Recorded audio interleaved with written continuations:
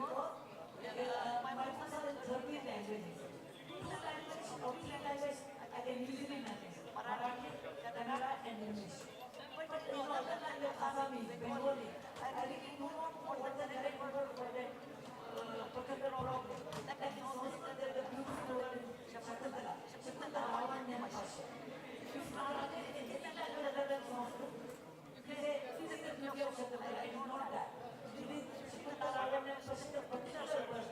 So, these particular words are so difficult to bring into another language, so that 7 to 8% you have to have. I supplement it like how Madam told, the children, I said, okay, whenever you have such tricky situation, put a picture. Make a sketch. The moment you make a sketch, the sketches are explainable. So I will use that. And make it more correlated to that area. For example, in Bengal, eating fish is very common. In Karnataka, eating fish is not common. So I said, okay, that small changes you make because you can relate to that area. Thanks a lot. I will get back to Ms. Rani Gaurav, and she traces her ancestry from India, from Pondicherry, and I think she's one of the fittest person to be here to share her experiences about the cultural communication through translations, and especially among kids. Thank you very much, and thank you to the National Book Trust and Indian Embassy, who are really friends for me, and it was so helpful. So perhaps I try to begin in, do you hear me or there is an echo? It's okay? It's okay. I try to begin in English, and if it's hard for me, I will be helped. So, in fact, yes, my ancestor was an Indian, yeah, I'm sorry, it's difficult for you, no? The echo? Okay, sorry. My ancestor was an Indian lady from South India, Pondicherry and Madurai. And my other ancestor was French.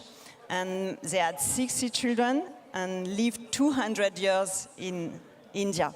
So I've got Indian shining in me, I don't know how to say.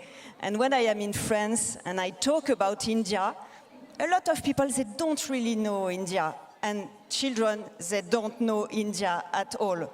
And they just talk about, you know, the movie City of Joy, and that's all. Calcutta, City of Joy, point. And I was so sad to see that, because there is so many things in India. It's this incredible India, the link to nature, the link to harmony, the joy, and this great patrimonial architecture. And I love these Ellora caves, because it's beautiful, because it's a symbol of peace. And that's why one day I decided to create this, I don't know how to say, Harry Potter, French-Indian Harry Potter. And it's the history of a nice Indian lady who is coming back to Paris 200 years ago and began the government of a little French guy who is not really nice. And then magical things begins at the beginning, and they go in the worlds of ancient nature and the 4 elements. And I try to put some things about India in order that French children begins to learn. So I was so happy in the French edition to have more than 1,000 children who read this and said, oh, now I know where Bombay is, or Mumbai, Pondicherry, I love Ganesh. It's little things, but what I wanted is to create curiosity and the need to travel and discover. That's what the French edition.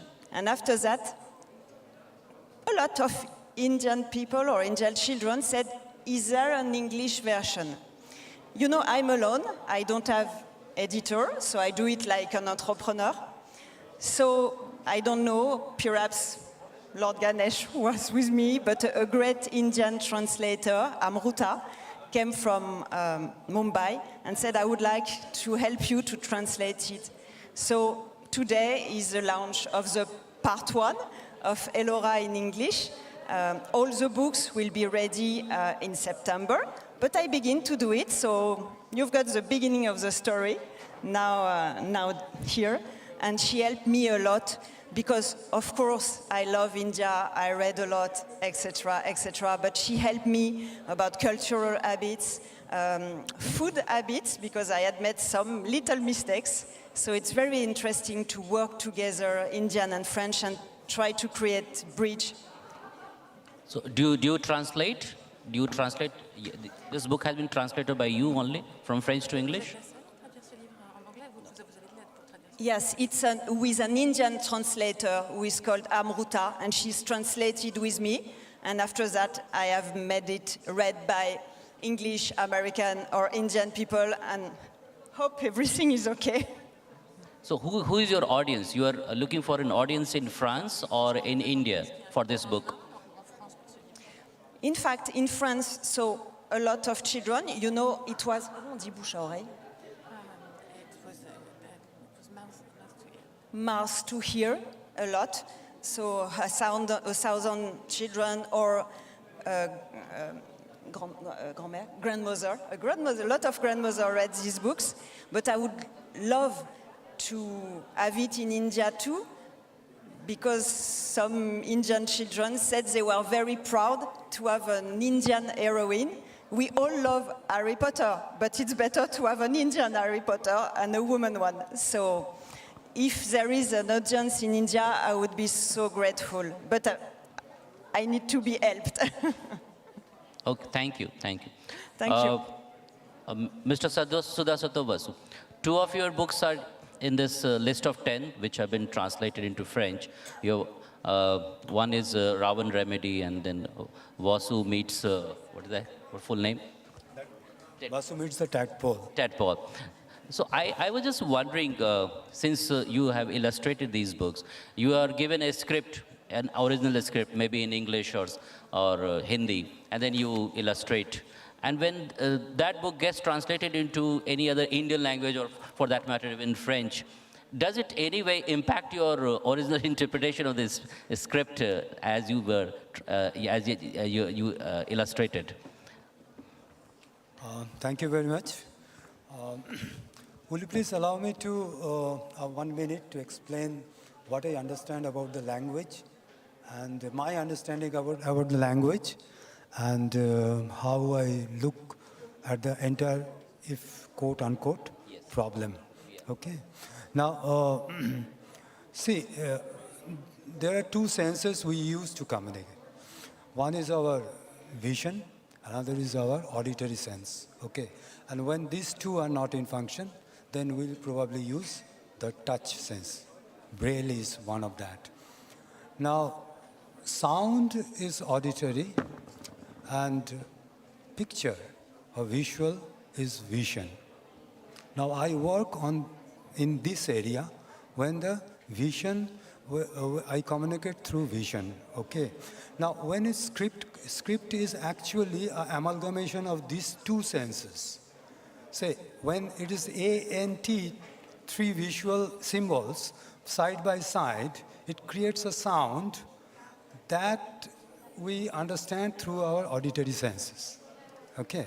For an illustrator or for a painter, this auditory sense is not at all in use, okay? And that's why the visual communication needs no translation. So I am very much safe in that area. Now, when I'm provided a script written by somebody else, then obviously what I